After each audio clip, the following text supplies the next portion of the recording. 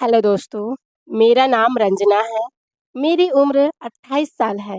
सीने का साइज 32 है। मेरा रंग गोरा और दिखने में मैं अभी भी 24 की लगती हूँ। काले घने बाल, गुलाबी होंठ, मस्त सुरीली बड़ी बड़ी आंखें। जो भी देखे मेरा दीवाना हो जाए। मैं पेशे से एक डॉक्टर हूँ। जब मैं वाइट एप्रन पहनकर अपने क्लिनिक में घुसती हूँ तो मरीज मुझे देखकर मस्त हो जाते हैं। मैं गांव में छोटा सा क्लिनिक चलाती हूँ। मेरी आवाज़ में भारीपन और हल्का मिठास है। आज सुबह सुबह की बात है। बाहर बहुत तेज बारिश हो रही थी। तभी दरवाज़ा खुला और बहुत ही स्मार्ट, आकर्षक, सुंदर सा लड़का मेरे पास आया। नाम था उसका राहुल। उम्र 30 साल, नशीली आंखें, मदमस्त सुडौल शरीर, जिसे देखते ही कोई लड़की या औरत उसकी दीवानी हो जाए।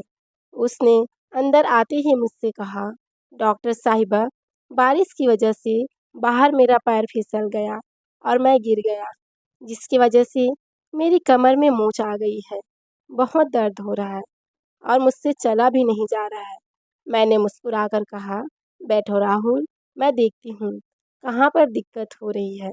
मैंने ग्लव्स पहने और उससे कहा, अपने कपड़े ऊपर कर लो और दिखाओ कहाँ पर दर्द और मोच है।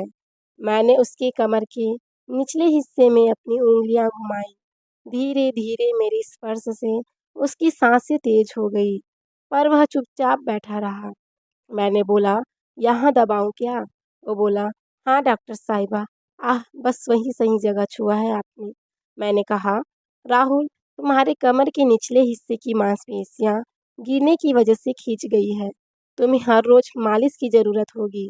मैं तुम्हें बता देती हूँ कैसे करना है, फिर तुम रोज घर पर किसी से करवा लेना।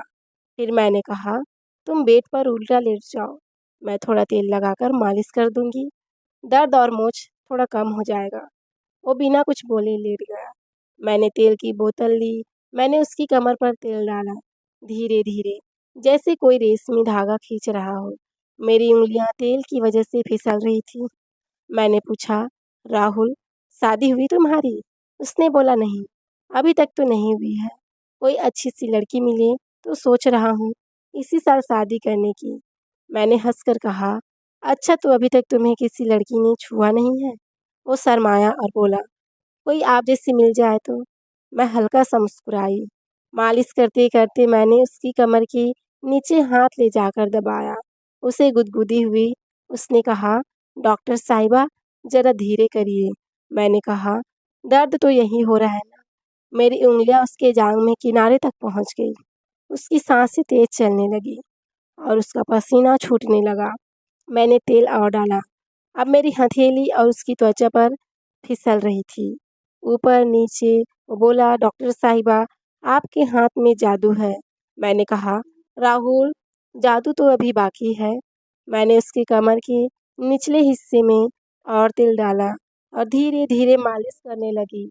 राहुल के अंदर एक अजीब सी बेचैनी थी।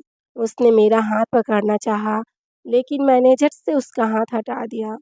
अब मैंने उसके पैंट के बेल्ट पर उंगली रखी, बस छुआ। वो चौंका। मैंने कहा, नारा ढीला करो। मैंने और तेल डाला। अब मेरी उंगलियां उसकी जांघों के अंदरूनी हिस्से पर थी। वो कराह रहा था। मैंने पूछा, अब बताओ राहुल, दर्द कहाँ है? उसने कहा, डॉक्टर साहिबा, अब दर्द कहीं और है। उसने धीरे से अपना पैंट नीचे किया। मैंने देखा उसके इनर वियर पर तेल के धब्बे थे। मैंने हल्के हाथों से मसाज जारी रखा। राहुल सिसक उठा। वो कुंवारा था और एक स्त्री के स्पर्श ने उसके तन बदन पर झटका सा लगने लगा। फिर मैंने कहा, राहुल, अब उठ जाओ, थोड़ा कमर को आगे पीछे झुका कर देखो। उसने कहा, पहले से बहुत राहत मिली है।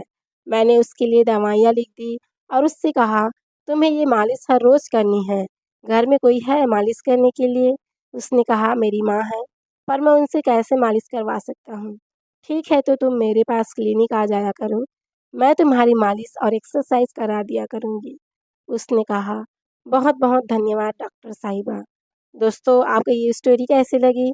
यदि आपको मेरी आवाज़ और मेरी स्टोरी पसंद आए तो प्लीज़ चैनल को लाइक शेयर एंड सब्सक्राइब करें। Thank you for watching. Bye bye.